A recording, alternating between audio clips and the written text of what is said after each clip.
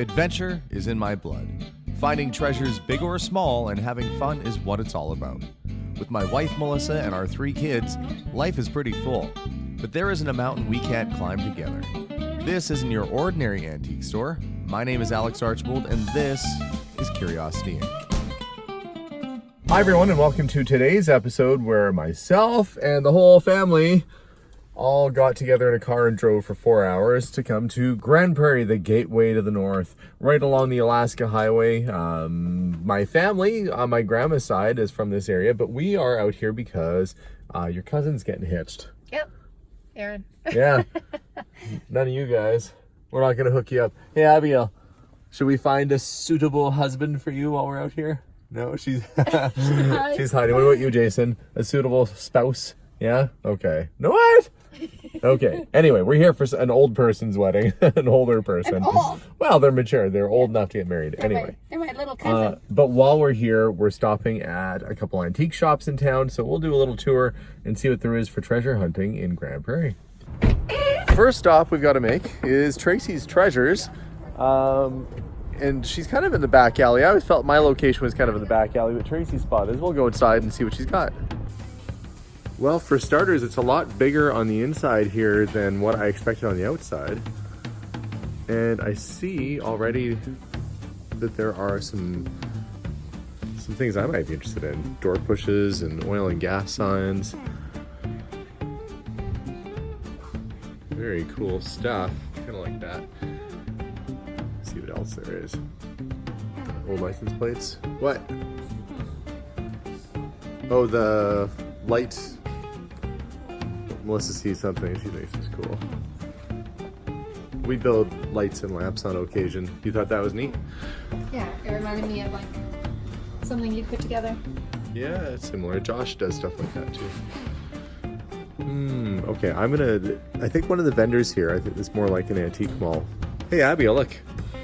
Oh, pink pedal car. You're too big for that now though. I'll have to start thinking about getting you a real size one.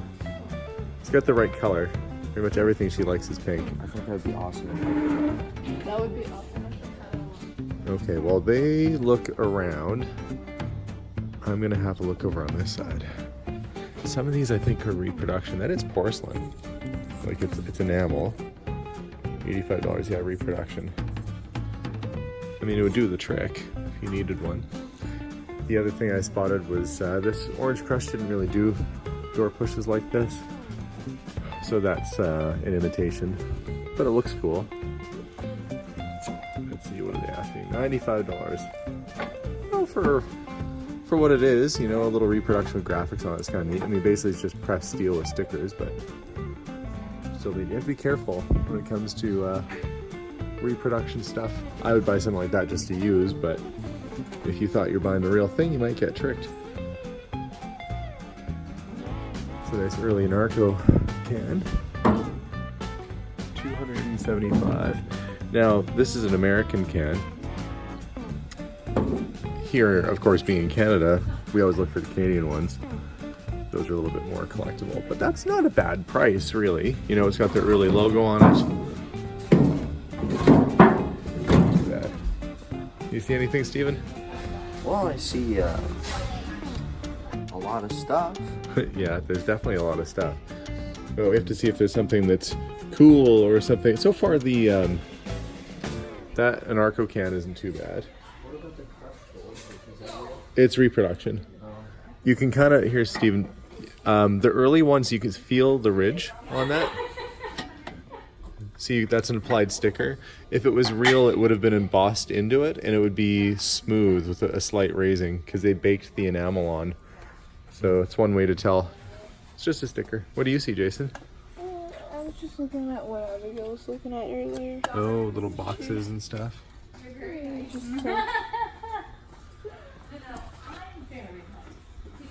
What's left of some old motor cans.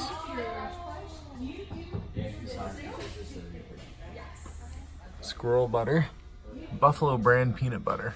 And people do collect these things. Look, it's $160. And it doesn't even have any peanut butter left inside of it.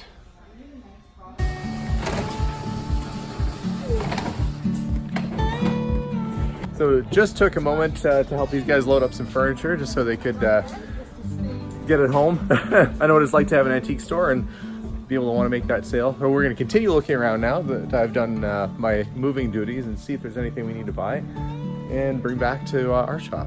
One thing that's kind of frustrating, I guess, a little bit, we're 4 hours away from home. Car is loaded full of children, have no room.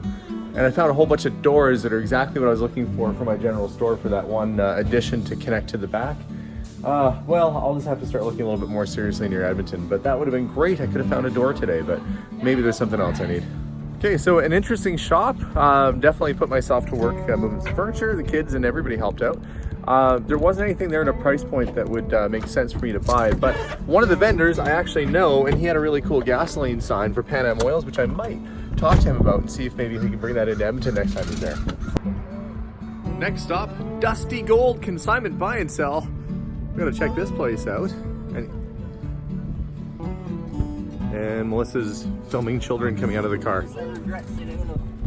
Oh, Stephen's in the back. It's like your car is giving birth to Stephen. Yeah.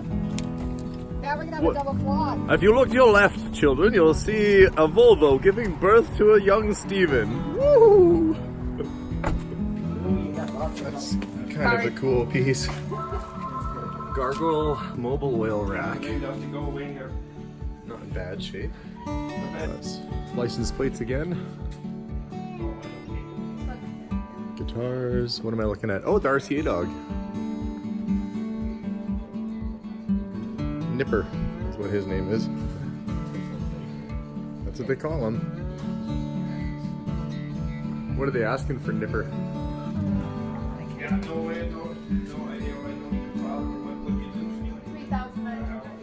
Well, probably not in the cards for us for this trip, not for that guy.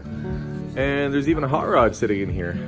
Little custom built C-cab wooden Chevy here, which non-factory engine, obviously, but yeah, all kinds of stuff kicking around.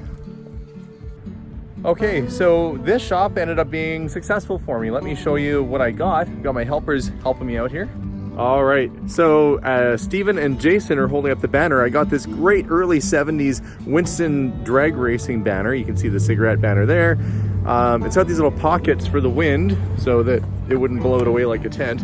And I ended up getting the mobile oil rack and all the bottles. I got it at $1,000 for both. So pretty good deal all around.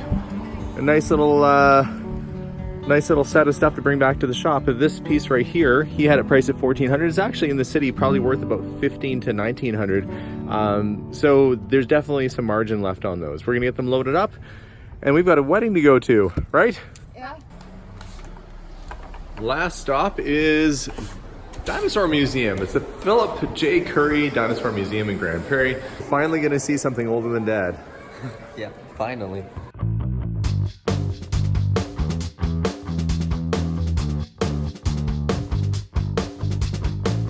Look guys, that one's like Chewy sized. Yeah, Chewy dino. Mark, mark, mark, mark, mark. That's so cute.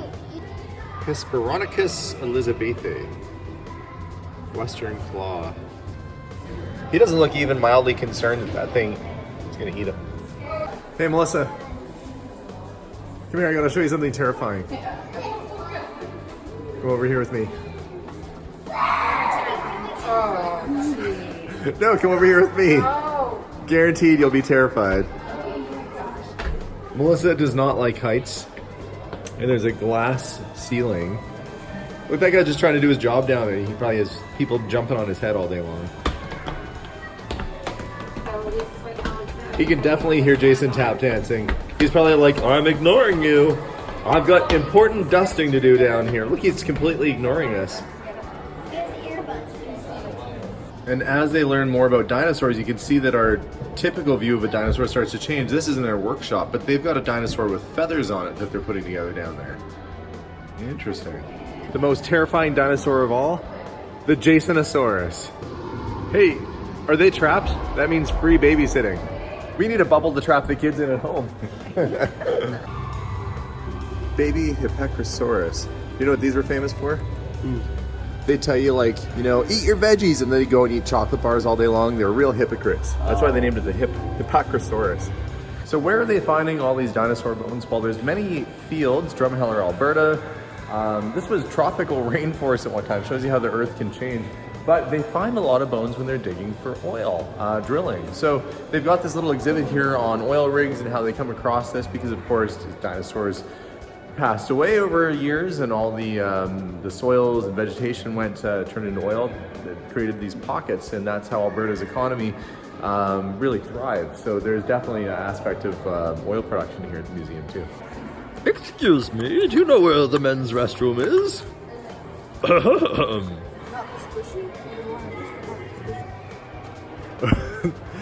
Are you unimpressed with your father? Yeah, behind the camera, there's like a whole group of people watching. I'm just used to this. Goodbye, Grand Prairie. Off we go to visit our family and get ready for a wedding.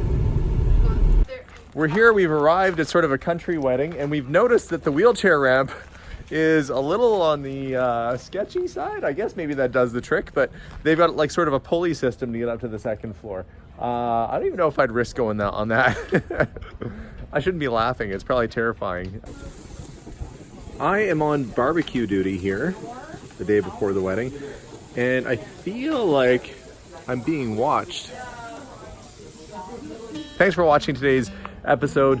We are going to sign off for now, and got a few treasures on this trip. Don't forget to hit that subscribe button for more episodes while I keep my son Steven away from the certain trap of doom behind me there. You guys have a great day. Take care. Bye for now.